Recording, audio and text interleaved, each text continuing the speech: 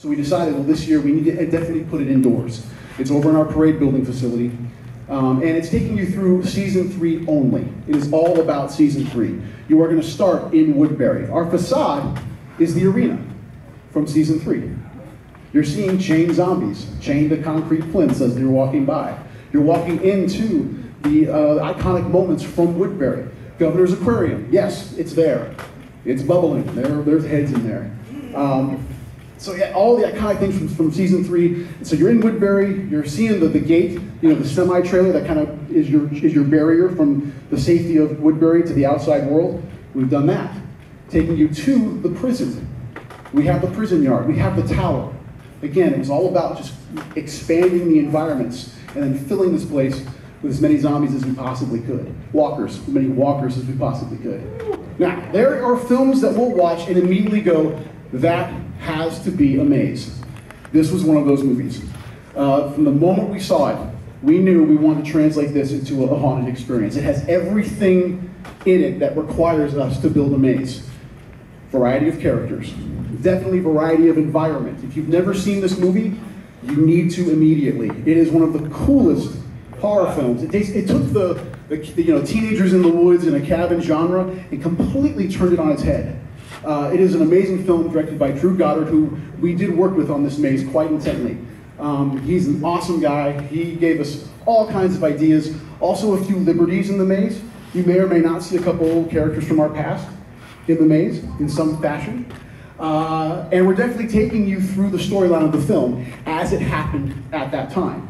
We have a Q-line video that we just saw a cut of today. That is awesome. We actually have an animated sequence in our Q-line video. I won't go into it in too detail because I don't want to give it away, but it is a very cool sequence that tells the story. And we're actually placing the guests in a role. You guys are working for the facility that is this secret arena where these monsters are kept. And you're taking on a role as you go through the maze. There are video moments in certain points throughout the maze that carry the story along right before that purge button is hit, and then all hell breaks loose. Elevator scene, we're doing it. Yeah. It's to scale. Oh. It is awesome. Yeah, it's there. So, again, there are movies we watch that we immediately go, we got to do that. And fortunately for us this year, we were able to. Based on an amazing trilogy of films by Sam Raimi. This is the remake, the 2013 remake that came out this past year. For me, I'm a huge Evil Dead fan. The design team, many of us are huge Evil Dead fans. And like everyone that went to see that movie, it was just in hopes that it was going to be something really, really cool. And thank God it was, because it is a really great movie. The gore was so amped up in that movie, and that's immediately what we attached to. David Hughes and I actually went out to California to do a screening well before it opened with John Murdy from Hollywood. We were all watching this movie in this small screening room, and the movie's playing, and we're watching it, and every time something happened, we would turn and go, we gotta do that!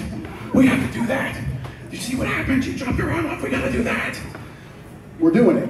This movie is all the best scenes that you know from that film played out. We have a room that deals in vomit.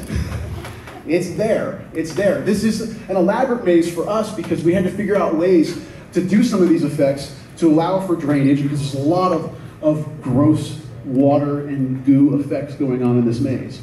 Also, there are masks displayed out here. There are prosthetics and contacts in this maze, which is also something that we rarely do in our mazes. This year we're doing it.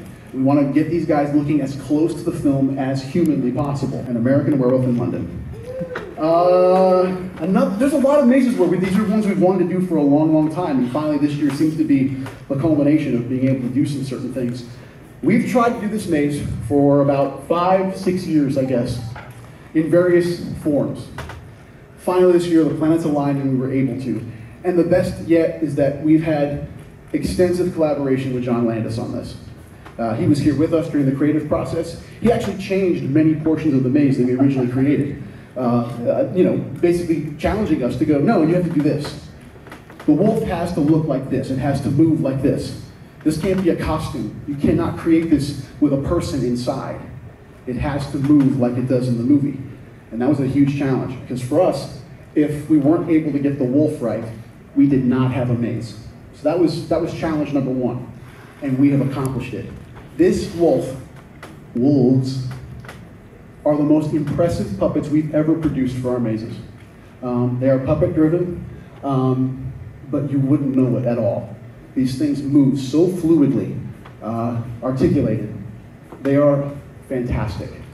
We were filming some approval videos for John the other day, and I'm filming with my iPhone, and David was manning the puppet, and lunged it forward, and I literally jumped, and I don't, ever. And I literally jumped and went, that is terrifying. And we said that to John Landis. And he was like, yeah, you're right, it's awesome. Go. Resident Evil Escape from Raccoon City. Awesome video game series. This is something we wanted to do for a little while as well. We had a great success with Silent Hill last year, and we really wanted to keep the video game train rolling a little bit. And this was definitely a property that we kind of attached to immediately. But we knew it had to be the games. It has to be the games. And for us, we kind of wanted to do something a little bit retro. So we kind of stuck in games 2 and 3. That's where this maze takes place. These are some of the most impressive sets that I think we've done in a long time. In my opinion, I think the scale is literally through the roof. The opening scene of this maze is the opening stage in Resident Evil. You're seeing it right there. You're going through environments. It's a storyline. Leon, you're going to see Leon in the opening scene. He's telling you, I got to get these survivors out. He's taking you on a journey. You're going through. Yes, do we have zombies in the maze? A few. Do we have creatures? You bet. Alpha Hunter, Lickers, Nemesis. You name it, it is in this maze, and it's big as life. Again, the scale. The RPD. I think there was a picture released a couple days ago online. It is as big as it looks. It's awesome. We have a helicopter. It's awesome. So again, we're really just trying to transport people into the game. If Silent Hill was about bringing the game to life, this is about putting people inside the video game.